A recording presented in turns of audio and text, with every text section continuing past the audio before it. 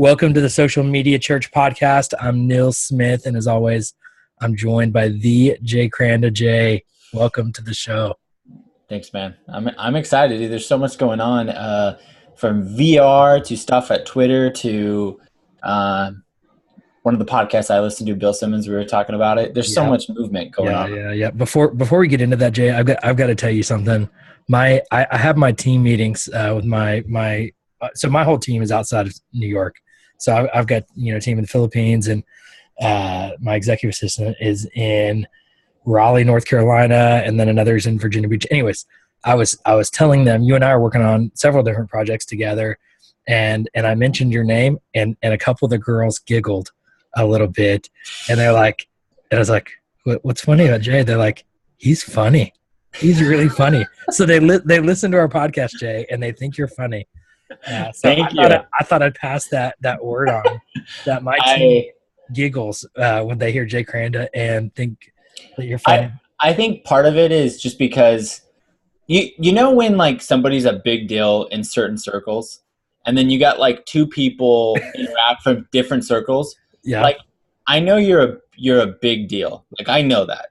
Okay, Neil. It's like I'm aware that I kneel at your feet. Is that a fat joke, Jay? And so what? Okay. Oh like my gosh, that kind of hurts. So, okay. Anyway, so I'm a big deal. You're a big deal. Because you're a big deal. I didn't say I was a big deal, but I'm saying because I'm able to harass you and I don't necessarily like respect you for who you are. I think that's why your team is funny, because I don't really think I'm just gonna go after Neil's. Like I don't. Yep. I don't. Anyways, so. It's just us. It's just us. Where what I love about this is like the first day we even talked about doing this podcast together. We were like I was at your place. We were just horsing around, and this has been our relationship from day one. Yeah. And then we just carried it on so that everybody gets to experience the way we treat each other in our friendship. And so it is it's almost like a reality podcast. How we interact. It is. I've got to see this develop, and it has developed. The sarcasm has only increased as we've gone on, and I hear that doesn't translate very well in a podcast. But my VAs seem to like at least your side, sarcasm and the funny. Well, so we got some things to talk about there, Jay. Yeah. And so let's get to it. You can pick on me later. The Spurs just lost. Whatever. So let's first talk about the topic you and I just can't get off of this topic. Virtual reality, 360 degrees, video. My guy that I learned from, I listen to his podcast almost daily, Gary Vaynerchuk. Forewarning, if you're going to listen to his podcast, there's a lot of cursing on there. Just heads up, I've got to say that. And he looks odd, but go. He looks. I mean, he's in New York. He's from Jersey, but he's a New Yorker at the core, like direct. Yeah. Anyways, so he's all in on 360 video. Every person he's talking to, what do you think of 360 video? He just recorded his podcast in 360. Very cool. NBA just did the first game. Yeah. 360 video, virtual reality. I've got, I'm sitting here. I just bought this online. This is my little headset. It was $12. This little plastic thing. It's come a long way. You put your phone in there. I think I have the exact same one. It's $12. These are $5. I've got the cardboard ones for those. Because you posted a photo on your Facebook with your daughter, right? Oh, my daughter. Like that's honestly, I get my kids ready for school so fast now because I bribe them with, if you get ready fast enough, I'll let you watch a VR video, and they can't wait to ride a roller coaster in VR every morning. Awesome. And right before they go to bed. I mean, we're having a blast with it. It only gets cooler. The stuff that's being created is cooler. I'm so hyped up about virtual reality. And for those that haven't experienced it, just get some of these goggles. It's $12. Yeah. Pop your phone in there. You download an app, and you'll begin to understand it. Jay, is there anything around VR, though? Anything else you're seeing, or we should just even talk about that we haven't talked about yet? Well, I got real excited when I heard the story about Apple doing it with U2. They had published I forget what platform it was on. We'll put it in the notes, but they had provided an experience, and it was kind of funny because there was all this media around when U2, everybody got that album, and a lot of people said U2 wasn't cool, and there was all this negative, energy around it. And then they did this VR thing, and I haven't done it yet myself, but I just see more and more, obviously, organizations from NBA, from Apple. If Apple's doing it, they're obviously not trying to waste money. They're trying to test out the market. that's like their lean startup model of just kind of experimenting. How many people download it? How many do it? The first one I ever really saw that was really powerful was Paul McCartney app that we've talked about. Right. VR experience for Paul McCartney. That's amazing. Right. And so I know that one thing, and I actually was just talking to somebody at church here, one of our discipleship pastors. They were talking about doing VR training for some of their, we have this master class thing where you can do, essentially, if you want to be a teacher at Saddleback, you want to be a master teacher, we want to send you to every class we teach, and we want you to be able to go anywhere and teach any content from Saddleback. So you have to sit in on everything. And so we said, why can't we do a VR experience for some of this stuff? Yeah. So that if one of our international campuses, they can watch that content online, but part of the way we teach things is the way we do our environment. So we want somebody, you might be able to get the content through a YouTube video, but there's a way to set up the room. There's a way from going from the door to the seat that's unique to Saddleback. Culture, values, some of our DNA you can't experience through a YouTube video. Right. But in a VR experience, you could get a whole nother idea. And so we were even thinking about training. As we set up new campuses, we have to spend a lot of money flying people to, somebody might be able to turn on a video and do some of those things, but we think the customer kind of the guest relation experience, why couldn't that be done in VR? What if we did a training, with Romel, who leads this, and he's amazing. Why couldn't he do a VR training so that any campus that starts up, instead of, having to fly and do all this stuff, what if they just put on a VR deal and they got to experience a Saddleback service immersely and that could set them up even more? So I think those are the type of things we see. I still think the big barrier is the number one thing I'm noticing, the cameras are getting cheaper. Yep. One thing that is still not very understandable is how do you edit it? Right. There isn't like a widespread, like, here's the way to do it. Like iMovie doesn't do it or whatever, and so I think that's where people are problematic. I know those are the conversations we're having at Saddleback. It's just like, well, what does that mean? And where do you upload it? And so, there's YouTube 360 and then there's full VR, all the language. And so I think what we're really waiting for is somebody really to knock it out of the park and level the playing field. It's like NBA. I'm a huge NBA fan. When I saw that story that they were doing the Warriors game in VR, I went to the website, but I didn't really get it. Like, it was like, you know what I mean? Like, I get it, but where do I find it? Is it on an app? Because you can download VR apps, and I get that, but what does that mean? And so I think those are the things that still need to be conquered. But if Apple and all these people are playing around, someone's going to nail it down. And I just think it's not going away. I think it still needs to evolve. Right. But I'm excited. What my recommendation to church leaders, even if, you're in a smaller church, you don't have a big budget, pay attention to this technology. It's moving fast. Don't miss it. At the minimum, go get a $12 headset and experience it. I got our mutual friend Ed Bond, who we're doing the TV app for with tvapp.church, is he got the Samsung, the headset and the Samsung Galaxy phone, and it was another level experience for me after trying this headset. And I'm seeing how quickly this is developing. They did that in partnership with Oculus Rift. I think we're going to see more and more of this stuff coming out. Just get something, experiment with it, see what's out there, and we're going to see the technology develop, and we're going to keep talking about this, Jay. This conversation is only the beginning for you and I. Let's move on a little bit, though. One of the exciting things that's happened in social media, I've been watching, Twitter had been without a CEO, or at least a consistent CEO for a while. They've jumped around. Jack Dorsey, who was the original CEO, as I understand it, or he's kind of jumped around in different roles, is now the new CEO. Yeah, so Jack Dorsey, in my mind, is the ultimate innovator, because he didn't just have one idea. He's had dozens of ideas that have really taken off. He got his job. I don't know if you know his story very well, but he got his first job when he was in, I think, senior in high school, hacked into his mom's, I guess he went to his mom's company, hacked into their network, and emailed the president of the company from his own email and said, hey, your system isn't very secure. I'm emailing you from your email. If you want me to fix it, hire me. And that's how he got his first job. Anyways, crazy smart guy, started Twitter. Then this sounds like a Hillary Clinton story. We're not going to get into that, Jay. Okay. Yeah, you're going politics now. That's a different show. You can do that on the side. Anyways, so Jack Dorsey started Square, the little swiper things that you see all over almost every little store here in New York has a little Square iPad, kiosk things or whatever you call them. And I mean, cash register or whatever it is. He's Square everywhere. Now he's jumping back into Twitter. He's all in, constantly innovating. It's amazing if you look at Twitter, how far it's come from just basically text messages to videos, to images, to direct messages, all the stuff. What do you get excited about, maybe even as you think about Twitter and what this might mean for the platform? Yeah, I mean, obviously, Dorsey is awesome.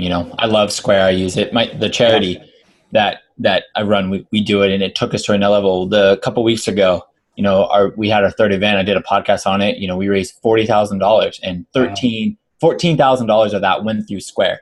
Wow. So Square is awesome. I love it. So easy. I'm able to train. What I love about him is that he seems like a pretty average guy in the sense that of how he is. He still takes I forget what it is. He takes the bus or the sub. One of the ways he gets to work, he just takes a very basic way. He doesn't have this fancy way. He wants to be part of the people, but he just wants to make things better. And when I get excited, even in the last couple months, you've seen things like Twitter with moments. On the app, the idea is that you can see moments a little bit better. I love the way they made video a feature too in the moments. So you can just pop open your Twitter app and you can see what's going on. I know they had integrated some of the stuff, obviously integration with Periscope and all this. I just see a lot of new energy in it. And I felt like Twitter's always lagged in the sense of people are like, is it going to stay around? Are they going to be able to make money? What's going on? Right. You know what I mean? Right. And I think part of it is that Facebook just wants to take over.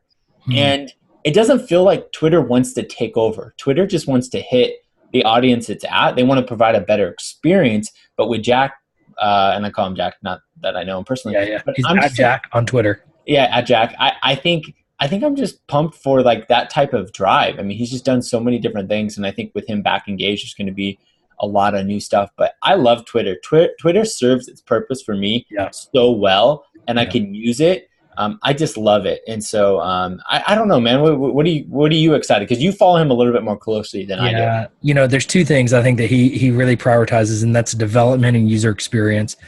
He's just put a lot of money into paying his developers better, getting them some stock options. He gave away a bunch of his stock options to increase pay for developers. So I love when somebody does something like that.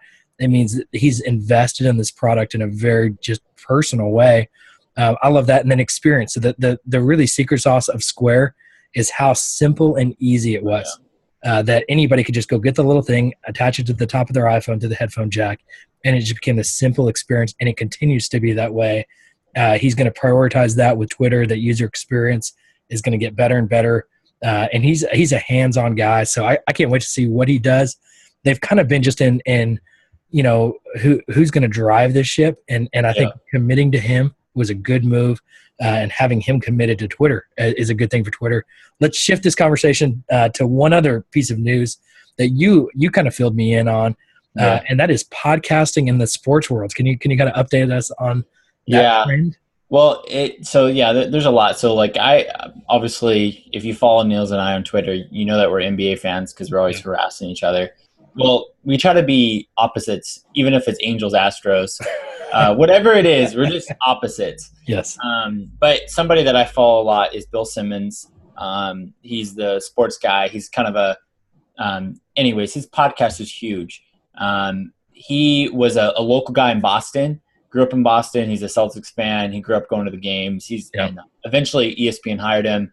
Anyways, he has his podcast that was the #1 podcast in the sports community, and it was always in the top 10 on iTunes. Anyways, he got let go. ESPN, if you've been following ESPN, anyways, if you like ESPN, you need to look at what's going on. They're losing subscribers. They're kind of hemorrhaging right now. Part of it is because they're cutting out the talent, and the big part of this is that they paid all this money for rights for NBA, and what they find out, if they're going to grow, they could cut back on talent. So they've cut people like Colin Cowherd, Bill Simmons, and they're slowly trying to level the playing field because they kind of lost budget. And so Bill Simmons, what I love about this is that he just on episode, I think it was episode 17 of his podcast, he had to delete because ESPN owned the rights to this podcast. Wow. So he shifted to HBO. He has a new show that's coming on HBO, and he started a brand new podcast on HBO. So he went from ESPN, something that he had built over 8-10 years, and he started a brand new podcast, and he was sharing the numbers of, and he kind of had this transparent of just thanking people who merged with him, because he has like 1.5 million Twitter followers. Right. But he was like, thank you for everybody who went from ESPN to HBO, because it shows that you don't need a mothership, that I was able to replicate it. And he shared his numbers, and you don't hear this a lot. But he shared his numbers that over like, I think 16 or 15 episodes, he had 7 million downloads. And it was something like 450K per show. And this was for a number one. For the first like 3 days, he was like, no, the first week he was number one on iTunes. He was going crazy. But anyways, I just find it interesting, especially what's most intriguing is people who host you and I host a podcast, the number of downloads. Right. And what he's trying to do is he's trying to build a model where he doesn't need a home base, and his podcast is his home base. He's going to have a show on the HBO and all these things. Right. But he's just building it. And he was talking about sponsorships and all that, but I just find it so intriguing to think 7 million downloads, and it's a podcast. You know what I mean? Right. That's what it is. And literally all he had was Facebook, Twitter, and a podcast, and he got 7 million. Right. I mean, not this big budget, you know what I mean? Like, we're talking about that's all he has, and that's his community, that's his niche, that's his tribe, and he's rocking it, and it's interesting. It's crazy. This medium of distributing content is growing so fast, and that's what Jay, you and I have come in, and I feel like we just kind of timed it right. Not almost not intentionally, just because DJ was ready to kind of hand the baton, and we were there and available. But we're seeing an explosion in this medium of content engagement. I think it's a passive listening experience that's in basically almost like AM radio, on demand, on the go, easy access through your mobile device, easy connection in your car. So it really is a great medium to engage people. And I think, church leaders just need to pay attention. Those numbers are significant. You're probably not going to have 7 million downloads, but it tells you that there are a lot of people, though, using this form of media engagement. And as more people go there for whatever reason, there's another chance they might find you, another chance that they might connect with you. And so I just think it's worth continuing to pay attention to, watching this trend as it continues to grow. And Jay, this isn't easy. I don't want to fool people to say this is not this is hard work. What you got, you and I put into this, but it's not excessively complicated either. I mean, I think anybody can get $100 microphone, or and we use Fiverr a lot of times to edit these podcasts and to create the intros. It's not crazy expensive. It's not crazy complicated.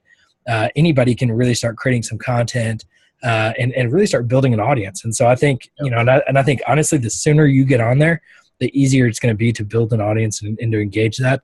The longer you wait, the more people are going to be flooded into it, and it's going to be harder to be found. And so, it's exciting day in history and technology, and podcasting is tremendous. And you and I hear way more about the podcast than I do the blog, media post about and things that I've put years of hard work into. The past year of podcasting, I've gotten more feedback than anything else. So it's been well worth the energy and the effort, and even the verbal abuse I've had to take from you. Well, and I think it's super exciting, and I can't wait, from VR to Twitter, all this stuff going on. I mean, it's always changing, and we'll tell our listeners, as stuff we learn, and this is why we do the show. We're learning with you. We're going to share our learning. So, and I want to ask everybody, go to tvapp.church, enter in a chance to get a free Apple TV. And Niels and I created this with some friends to offer up an inexpensive way to get on Apple TV for your church. So go to tvapp.church, and then don't forget to visit socialmedia.church for all the past episodes, and to learn more about us, and to find out what else we're dreaming and scheming. So thanks again for listening.